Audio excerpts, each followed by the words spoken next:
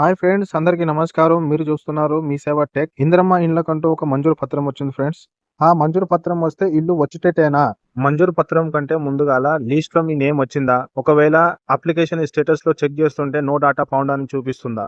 ఇవన్నీ చూపించిన వాళ్ళు ఏం చేయాలి?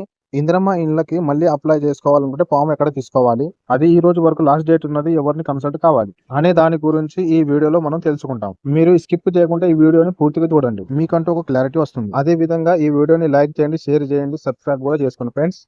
మనం చూస్తున్నట్లయితే మంజూరు పత్రం అనేది ఈ విధంగా ఉంటుంది ఫ్రెండ్స్. ఈ పత్రం అనేది మనకు వచ్చినట్లయితే మనకి ఇందిరమ్మ ఇండ్లు ఖచ్చితంగా శాంక్షన్ అయినట్టే ఫ్రెండ్స్. నెక్స్ట్ తెలంగాణ ప్రభుత్వం ఇందిరమ్మ ఇండ్లు మంజూరు పత్రం అనేది ఆల్రెడీ కొంతమందికి ఇచ్చేశారు. ఇంకా కొన్ని జిల్లాలలో రావడం జరుగుతుంది, కానీ టైం పట్టొచ్చు. ఇంకా మీ జిల్లాలో కూడా వచ్చిందా రాలేదని ఒకసారి కామెంట్ చేయండి నాకు. ఓకే, ఇలా చూసుకున్నట్లయితే 400 చదరపు అడుగుల లోపే ఇల్లుని కట్టాలని అంటున్నారు.